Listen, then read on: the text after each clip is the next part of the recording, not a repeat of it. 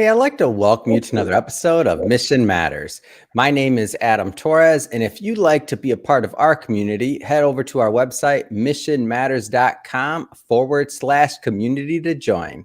All right, so today is a very special episode. It's a celebration. We have Dr. Lyda Garcia on the line, and she is an associate professor of meat science, extension meat specialist at The Ohio State University. And I'm proud to announce our most recent author in our Texas Leaders Edition, Volume 1. Here's the book. We made it. Come on, Lyda. How are you feeling? I'm great. I've got mine as well. This is exciting.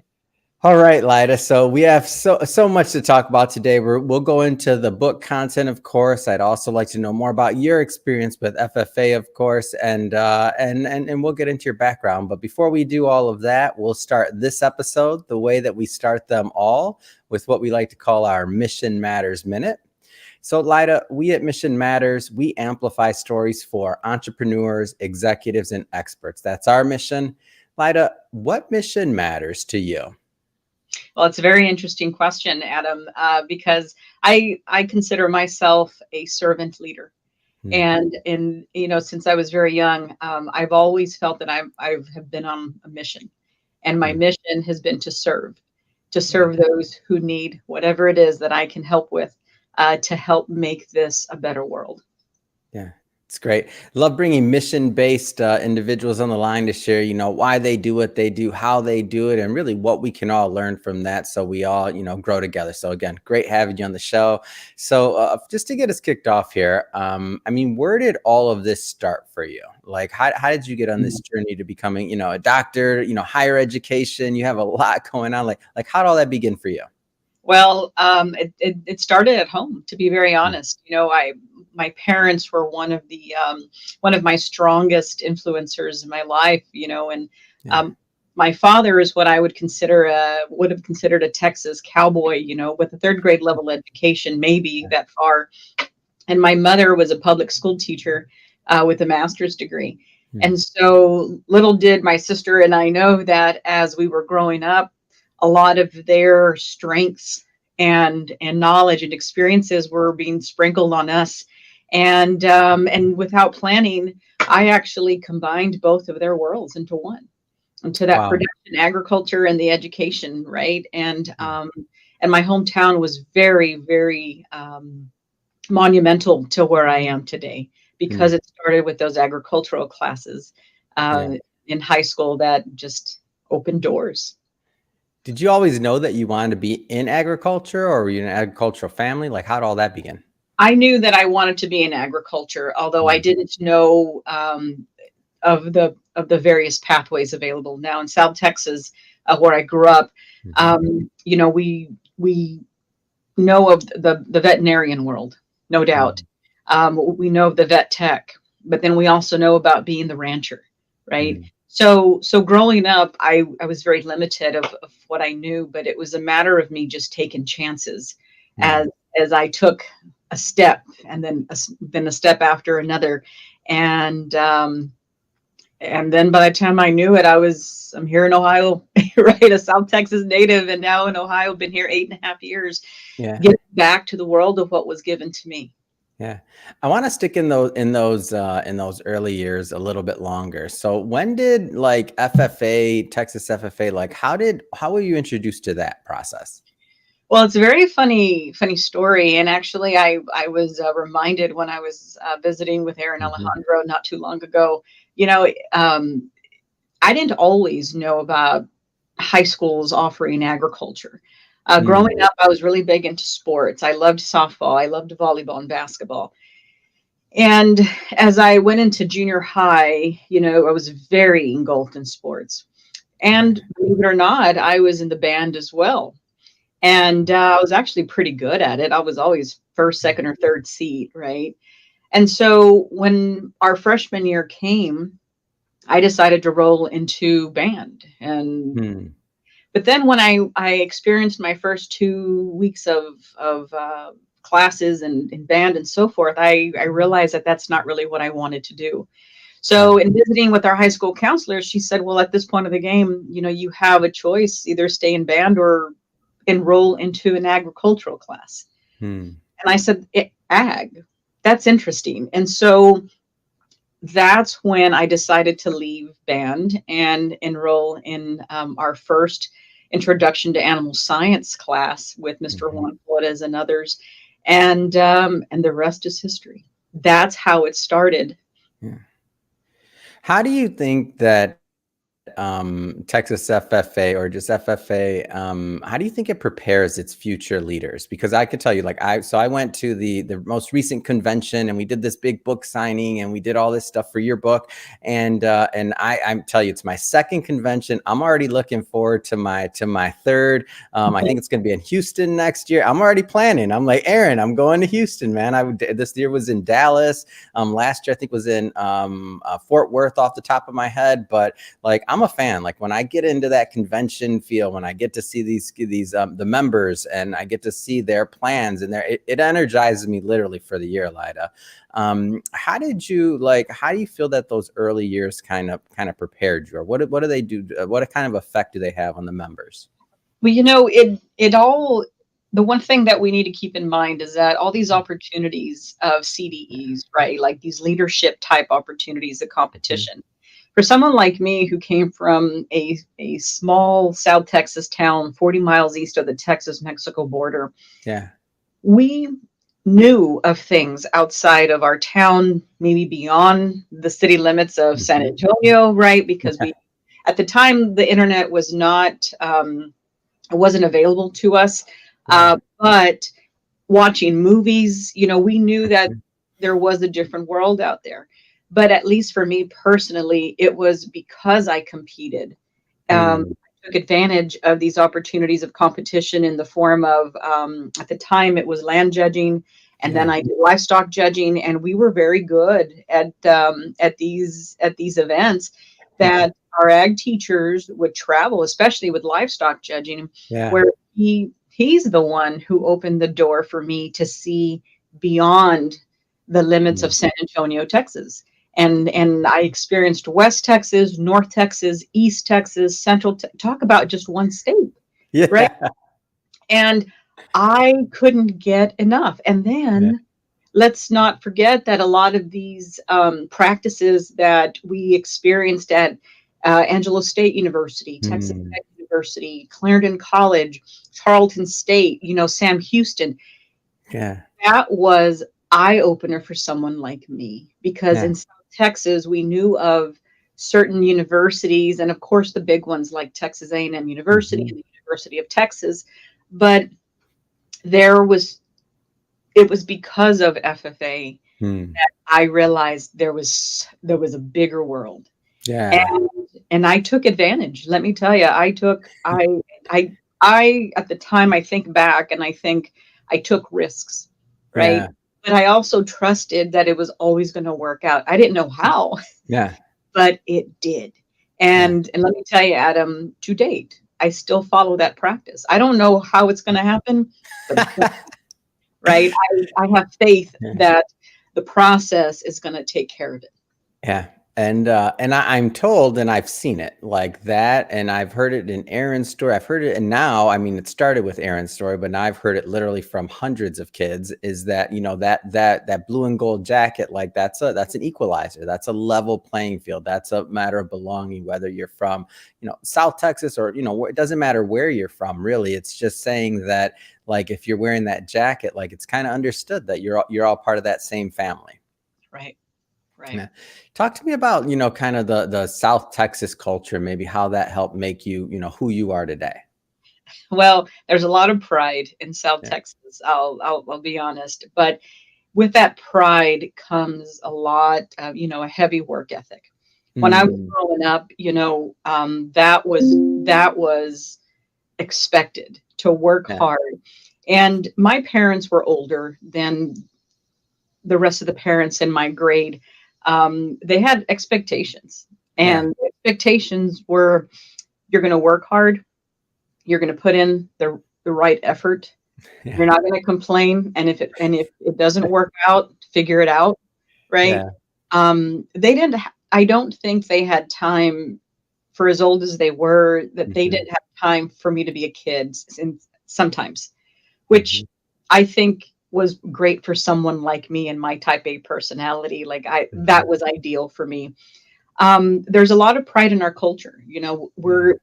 We're a mix of the Mexican traditions, a mix of the American traditions, and then there's some German influence down there. And let's Mm. not forget the Native Americans, right? Mm. There was a big group of the Apaches down there along with others. So we're Yeah. just a mixture. And we prided ourselves in our families and our family roots. Mm. And well, let's not forget about the food, right? I mean, we pride ourselves with the food as well. And so at the time when you're growing up, you don't really appreciate it Mhm. until you leave. And I didn't realize how strong I really was because Mm. of my culture until I Mm. left. When I left South Texas, where I was a part of the majority, being a Mhm. Hispanic, we grew up very strict Catholics, and I Yeah. left 11 or 9 hours away north, where I then suddenly became a part of the minority, and Catholicism was not the predominant religion. You talk about an eye opener. Mm. It was because of our firm roots, our strong roots that I would say is the foundation of who I am. Yeah. Especially if you believe in something and you know it's for the greater good and it's right, Mhm. you fight for it. Yeah. It's great. So in the book, I mean, there's a lot of different things that you could have written about, and I found it pretty unique that it goes to maybe your style or your journey, and that's trust the process. And as I was kind of reading through the chapter, and I'm thinking about things, I've never quite put it that way, and I guess we're all in our own, God's working with us all in our own processes, in our own journeys. But kind of the way you proposed it, trust the process. Why this angle? Like, why now? Why did you feel this was important to share with the readers? Well, I feel that we've evolved since I was young, Mm. which is a great thing to Yeah. admit, right? Because that's the whole point in life. Yeah. But in just working with the students today and from Mm. yesterday and going to work with the students of tomorrow, they come with so many strengths. I Mm. strengths that a lot of my generation didn't have. But I Mhm. also see that there are fears of the what if, Mhm. right? And I appreciate the students caring. I mean, we have to acknowledge that.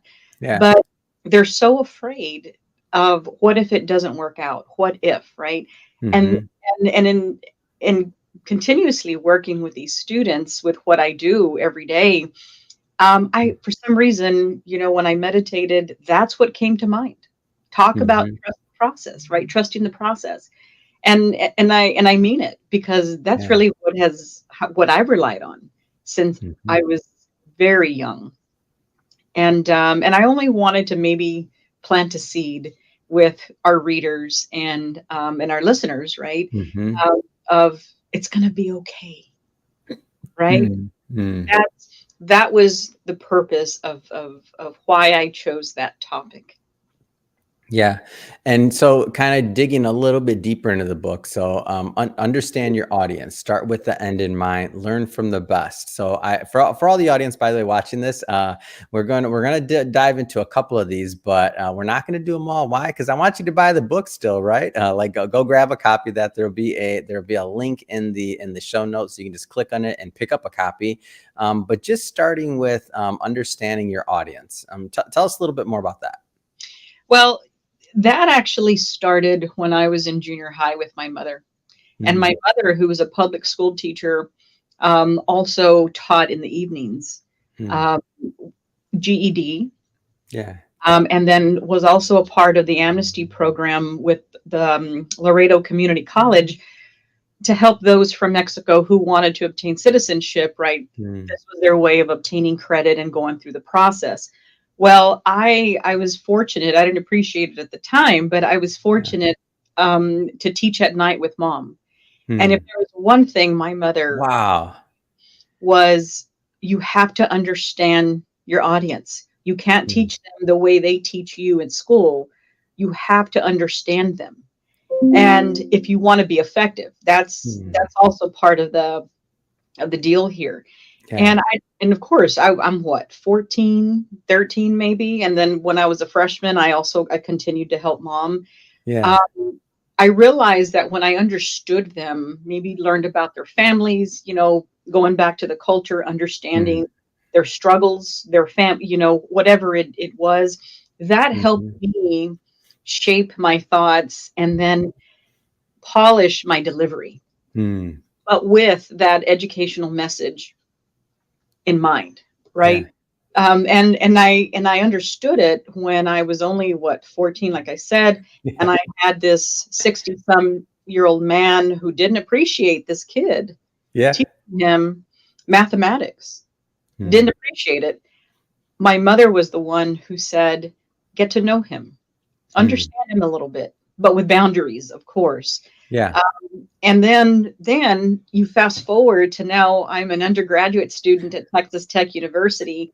I'm working an internship at Cargill. It's a beef plant in Freona, Texas. And that was the summer that, things were breaking. Things were just out of control. There were, Mm. the employees were asked to work overtime. And then suddenly now this intern, 21-year-old, Yeah. is asked to step up, and now from an intern, I'm now having to um, serve in the role as a supervisor. And now I Mhm. have 65 employees to lead, Yeah. and talk about them not liking having to answer to a 21-year-old. Oh, yeah. So I called my father and I said, "What do I do here?" Because he was such a people person. My goodness. Mm. He- I wish I had what he had. And Mhm. he's the one who reminded me, get to know them, know where they are, and Yeah. be able to then send your message, right? I mean, in his own words. And that was the final straw for me. Mhm. As an educator, if I really wanted to be impactful and Mm. make change, because I I would say that I try to be a positive catalyst for change. Yeah. That's what I've done. I Mm. and anytime I'm asked to speak, wherever it Mhm. is, or a demonstration, I always ask, who's my audience? Mhm. Youth, adult learners, are they families? Are they officials? Whoever it is, Mhm. but still keep the objectives and the concepts of whatever topic I'm talking about at the Yeah. forefront. And it matters. It matters.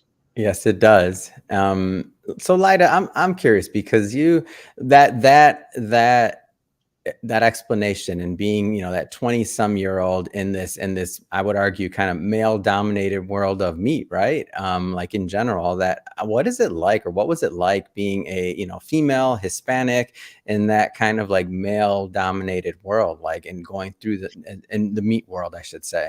Like, what is that like for you? Well, if you remember in the book, Aaron, I do mention that my biggest challenge was my mother. Let's start Mm. there.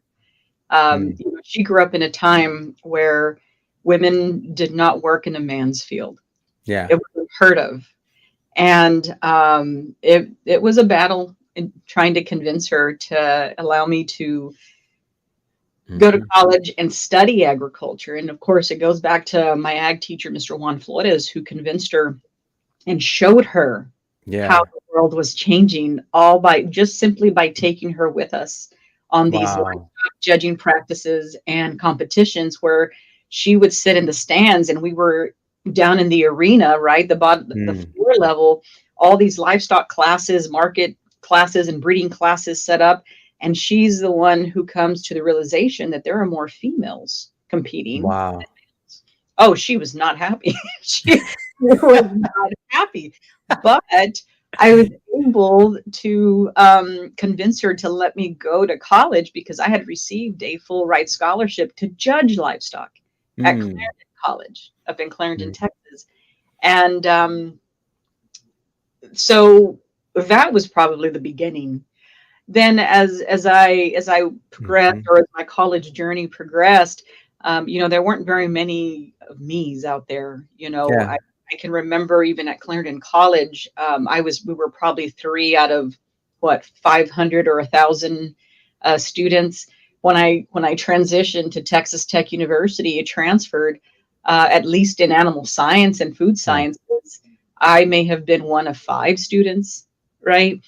And then graduate school was the same way. But Mm. the one thing that I do have to say is that I don't know if it was a challenge for me because I had such great mentors. Wow. And I don't know if they just saw something in me or they wanted me to stand out. I don't know. Mm. But the fact that I'm bilingual helped Mhm. me help them with research at feedlots or packing Mm. plants or out at the ranch or whatever it was, right? But Mhm. for some reason, I was blessed to have such great mentors.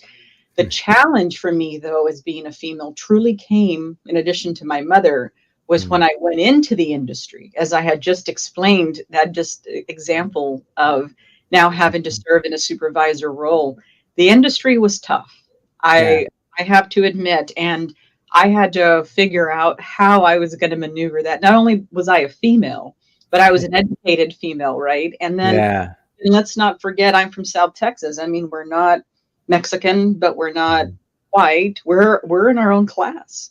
And Yeah. so even with me speaking Spanish, in some cases, it still wasn't enough to be Mm. accepted by some of the employees. So, but there were so many lessons learned. And to date, when I go to Texas, I will take my meat judging teams to practice as we're preparing for a competition in Texas. And Yeah. sometimes I still see these employees, and Wow. and all we do is grin at each other. That's amazing. All those years later, right? And so it I don't want to portray that it's been a delight this whole Mhm. time. I mean, I've had to get serious and really think through the human behavior side of some of the people that I've encountered Mhm. because I was a female, because I was an educated female and a Hispanic. But Yeah. um, but I will tell you though, I am very big on being personable. I try to find the commonality between me and the individual and then capitalize on that to help build trust. That because we all have something in common. That is Mhm. one thing I have learned over the years is we may look different, but I Yeah. bet I can find something in common that you and I are just going to catch on to and Yeah. then just take off from there. Yeah. But now That's great. today, Adam, there's so many Hispanics Mhm. students out there that, we were in a conference at St. Paul, Minnesota in June, and I was walking around with some colleague friends of mine, and I did notice there were more Hispanic, more Latinos, Mhm. which it's good. It's good, Yeah. right? So, Lyda, a lot of things that you wrote about in the book, and I mean, I know there's a lot of takeaways, but if somebody was to walk away with, let's just say, one big takeaway or theme or thought, like what are some of the things that you'd want your readers to know when they walk away from reading your work? That's a good question. I would say believe in yourself because this is your Mhm. journey, and you have to trust the process, as I mentioned Yeah. in the book. But it starts here, and Mhm. know have a have a vision of where you want to go, Yeah. and stay focused on that vision. But take chances, take Yeah. risks, because you never know when that one door that closes suddenly makes you turn right, and now this new door leads you down something as it did with me. I mean, that I will tell you, I have 11 years of education starting from the third or the 3-year-old program. Right? Mhm. 25 years in total and 11 years of college. And the risks that I have taken, some have Mhm. been nice and some have not, but it always led me to something else. Hmm. Maybe with some of the time left here, I do want to kind of bring it present day and maybe tell us a little bit about the work that you're doing over at the Ohio State University, please. Okay. So here at Ohio State, I'm an associate professor of meat science, where I predominantly teach undergraduate meat science classes. I also oversee the meat judging team. I serve as a coordinator, but I'm currently serving as the coach right now. But I'm also one of two extension meat specialists for the whole state of Ohio. So Mm. what does that mean? That means that my job is to serve community needs, stakeholder needs, whoever needs my help. I'm to serve.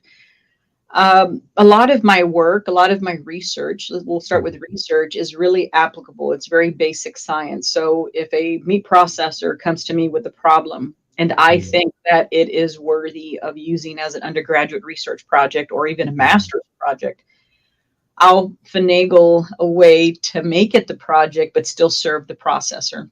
Yeah. Um, I work a lot, or I work towards, or I tend to focus on workforce development. That has always been a major focus of mine, even as a graduate student in Texas. And if you know today, our workforce labor is hurting, Yeah. and at least in the meat industry, here in Ohio, I see it even with the smaller processors. So I work with our Ohio Department of Agriculture a lot. I work with Jobs Ohio. I work with whomever is interested in the field of workforce development, but in the realm of the meat industry. But then again, I also focus on higher education. I mean, as I tell people, I want to corrupt everybody with meat science, right? But you also have to start young. So the higher education piece, I offer a lot of extension programs for our youth, like Ohio 4-H and FFA, and even adult learners, because the parents are part of the equation. I mean, if you think back to what I just said about my mother, she wasn't, she was a part of the decision making Oh, process. yeah. And so I always keep that in mind. And so, Yeah. so higher education, workforce development, um, I would say puts me in a nutshell. Yeah.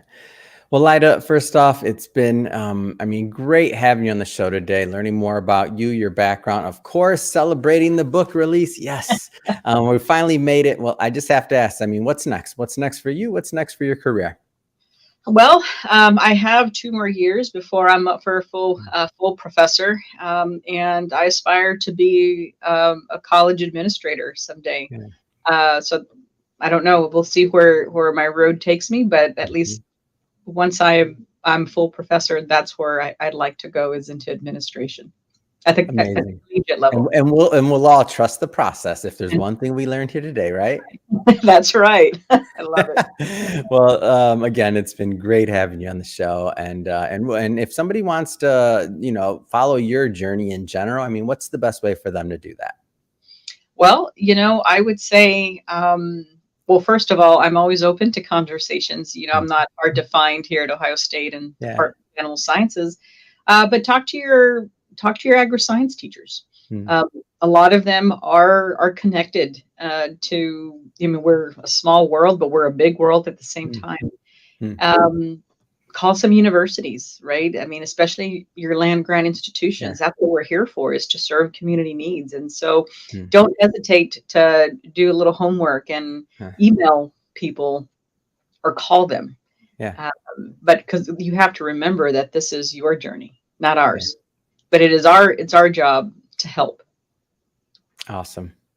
All right. Well, again, really appreciate you coming on. And to the audience, as always, thank you for tuning in. I hope you got a lot of value out of this. Hope you learned a lot. Hey, don't forget, pick up a copy of that book. The link will be in the show notes. And if you haven't already, and this is your first time with Mission Matters, we're all about bringing on business owners, entrepreneurs, executives, and experts, and having them share their mission, the reason behind their mission, what gets them fired up and motivated to go out there in the world and make a difference.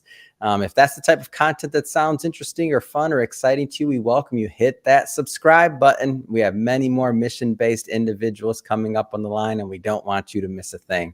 Lyda, again, it's been so much fun, and I look forward to continuing to promote this book with you. Thank you so much. Thank you.